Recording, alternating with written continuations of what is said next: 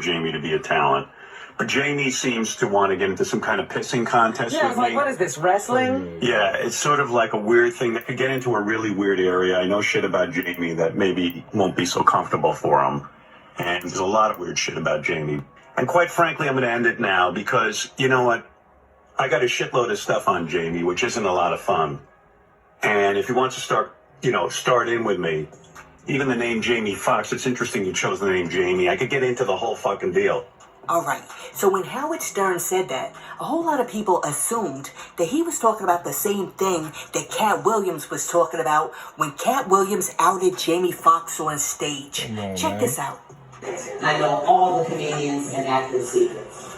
Who's here? Jamie Foxx. I'm gonna say because I'm turning down the nudie fuck. His name is Marcus Anthony. He's the only dude signed to Jamie Foxx's label. Check it out. And then you don't say yes. The dude told me backstage at a show and told me I could bring him on stage and they heard it out. I said, no, nigga, let me wait till I get to LA. Good one, Real quick, let me say this. Whether or not Jamie Foxx gets with men or women is of no concern to me, except for the fact that it may play a role in this lawsuit. Because some people are saying that Jamie Foxx's sudden medical crisis in which he almost died a few months ago and these recent allegations are linked. Because they're saying that these two things are nothing more than an attempt to assassinate Jamie, and since that failed, now they're trying to assassinate his character. Because they want to shut him up. Because Jamie allegedly has information on some of the most powerful people in the industry. And if he reveals what he knows, he could potentially destroy many key players and power brokers, including P. Diddy. Especially since Jamie has said several times that he used to video record Diddy's parties in the past. Remember this? I was throwing these parties at my crib. And I would always throw parties for musical guys, so I threw a party for Puff. Puff comes and big party, it's 2,000. Puff is there, and it's all about him. And I'll never forget, he got mad at me a little bit because I would follow him, and I would actually follow him with a camera. Because at that time, Puff was the biggest guy in the world. You couldn't even get in his parties. So the way I would get in his parties, I'd show up with a camera. Yo, Puff, you need to document this shit.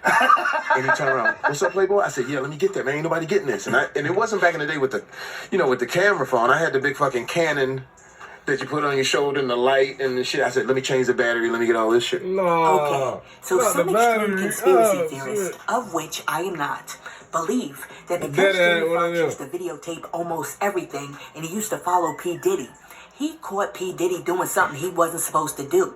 And Diddy wants to keep that quiet. Don't y'all find that strange?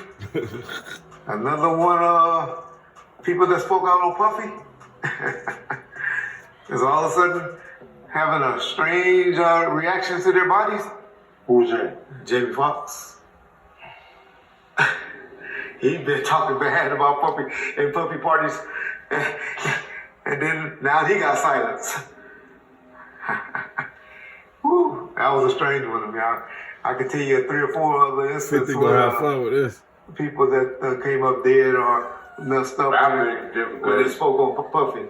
They also believe that Jamie Foxx might also have footage of the naked basketball games that him and P. Diddy used to allegedly throw, in which they used to invite a whole bunch of dudes in celebrity circles, and those dudes would come to the court and drop their drawers and then dribble them balls.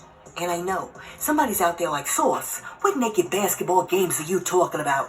I'm talking about these naked basketball games.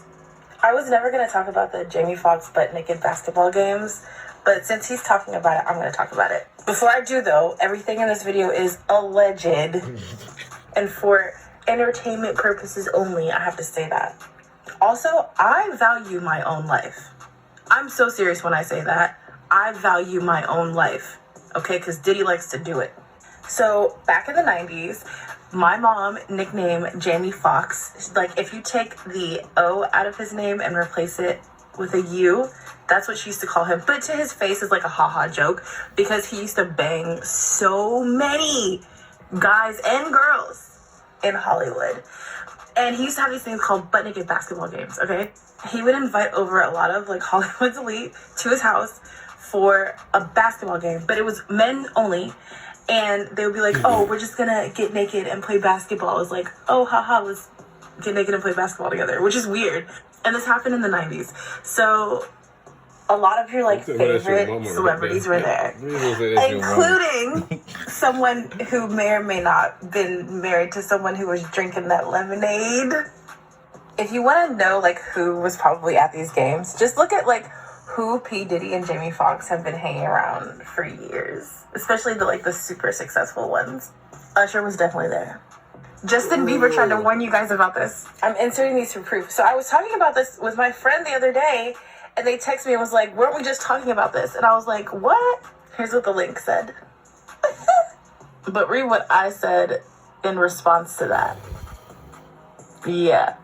That's why I say I value my own life.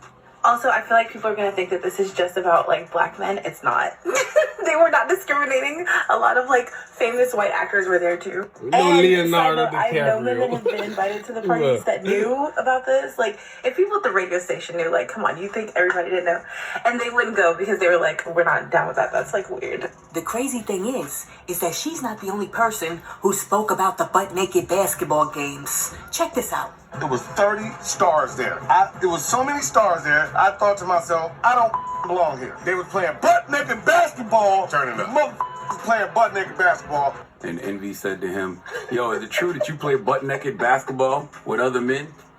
He didn't walk out there, but he just like started shaking his leg. He's like, ain't no punchline. You just go. Wait a minute, though. What about those pictures that showed up? What? Didn't you have some pictures of you playing naked basketball? So I don't know. It was young in my career. I gotta tell you, I do find it strange that when asked about the butt-naked basketball, Jamie Foxx never flat out denies that he was out there playing naked basketball. I mean, most dudes would be like, nah, son, I ain't never played no butt-naked basketball.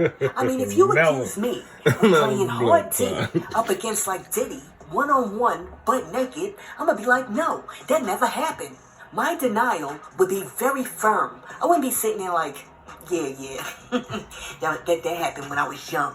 I don't know, Jamie Foxx. That answer was a little sus. And quite frankly, if I believed that these games actually took place, I could actually see how some Hollywood elite might want to, like, delete these tapes or delete Jamie if he has the tapes. But then again, that still begs the question, if you delete Jamie, the tapes are still somewhere out there. I don't know. You know, this particular conspiracy theory seems to be a stretch, and it's a bit far-fetched. But you never know, because it's Hollyweird. It's stranger Hollyweird. You snap with that one.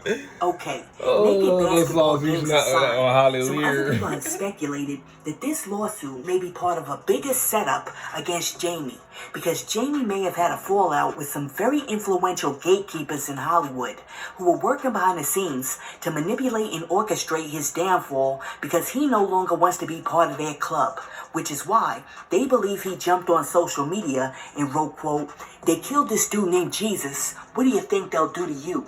Hashtag fake friends, hashtag fake love." End quote. And we all know what Ice Cube said about being part of that club. Some of you may not have realized that I'm not part of the club. And a lot of you listening to me right here, right now, you're not part of the club either. And what I realized with the club is what makes them so mad is when you don't want to be a part of their fucking club. That pisses them off. What club am I talking about? I'm talking about the club of gatekeepers that we all got to deal with. You know who they are, and they definitely know who they are. Sheesh. A lot of people would be like, what? Who? Come on, man, stop playing. Look, here's the bottom line. With regard to the sexual assault allegations that have been levied against Jamie Foxx, I don't know who's telling the truth. I wasn't up there on that roof. Maybe it happened, maybe it didn't. Maybe Jamie Foxx likes to get drunk and fidget pop random chicks in a club and blame it on the alcohol. Maybe he doesn't. But